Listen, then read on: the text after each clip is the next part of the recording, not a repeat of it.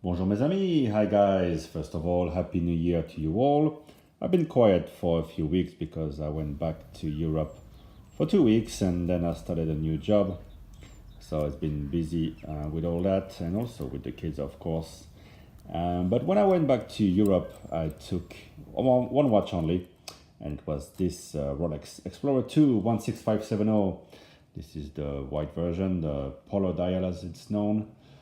There's also a black version if you prefer that. And if you've been on the fence about this watch, let me tell you, it's one of the most comfortable and reliable tool you can get. And you might have seen quite a few videos about this particular model from watch YouTubers recently. For a good reason, it's one of the last affordable, discontinued Rolex steel sports models. And for $4,000 to $5,000, maybe a bit more if you want one of the latest models running the 3236 caliber with the Rolex on the rehaut, you might have to pay a bit more. Most importantly, you should find a watch that hasn't been polished, or at least not too much. This one here hasn't been polished at all. You can see here in the artificial light quite a few scratches. But in the daytime, you don't really notice them actually, unless you look really closely. And the watch really pops. It has great size at 40 millimeters, a classic Rolex size with a small case. And it has all the features that you would need going on holiday. The most important of which is that it's very comfortable, even though there's no adjustment on the fly. Somehow those watches feel great. You never seem to get irritated, even if it gets hot. Once you find a great fit, that's where the watch is going to stay. And I love that the watch doesn't have the rotating bezel like you find on GMT Master, which shares the same movement. Frankly, I don't understand how to use it, and to me, having one extra time zone is sufficient. So here I have the time set on Hong Kong time, and my GMT time is in Europe, which was my destination. So you can easily track what time it is when you're on the plane for 13 hours. And when you arrive, well, you already know the time that's going to be there. And you can just adjust on the fly. If you're going to travel for a couple of days, there's no need to reset the GMT hand. You can just jump the hour back 7 hours. And then when you fly back, you just jump it back the other way. Because I would stay quite a long time after I got settled in, I just reset the GMT time to Hong Kong time this time, and so I could track what time it was back in Hong Kong, and getting closer to coming back home.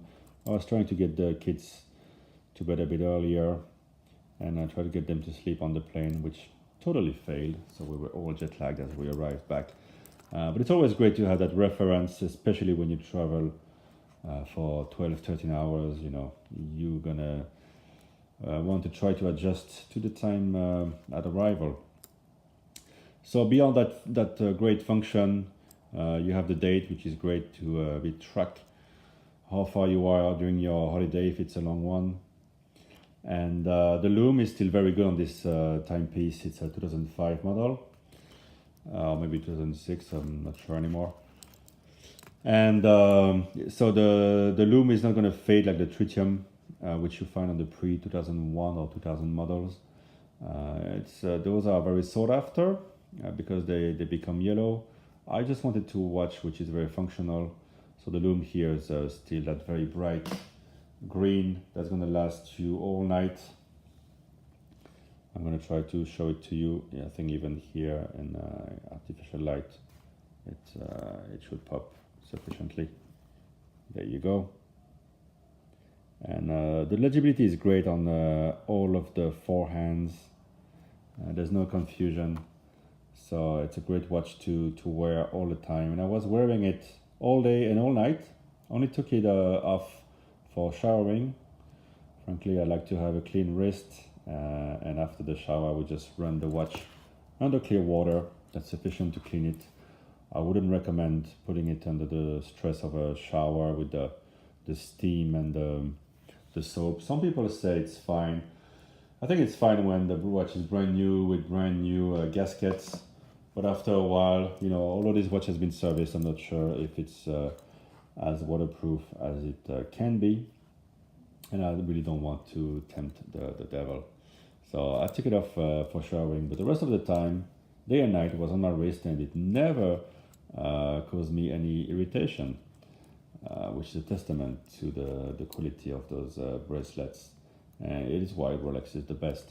Also, the watch has been serviced before I got it last year, and it just keeps constant time, always around +3 every day. So it could probably be regulated to near zero, really. And that's also why you want to have a Rolex, you know, because they're very dependable, and you know they're not going to let you down. So it's a great tool, great look. Yeah, not so many Rolex you can still afford like this one, and you're pretty sure to get your money back if you got tired of it and wanted to sell it. So yeah, I can really recommend this watch. It's a great fun. I'm going to put it on the wrist one more time for you. My wrist has 17 centimeters of circumference, and it's just the perfect fit for me. So thanks for watching. Leave a comment if you have one of these, or if you're lost after one of these. I hope you've had a great holiday and are ready for a killer 2019 full of new watches, old watches. It doesn't matter if they're new or old, they're all great. And it's just wonderful little toys, right? All right, have a good one. Speak to you soon. Bye-bye.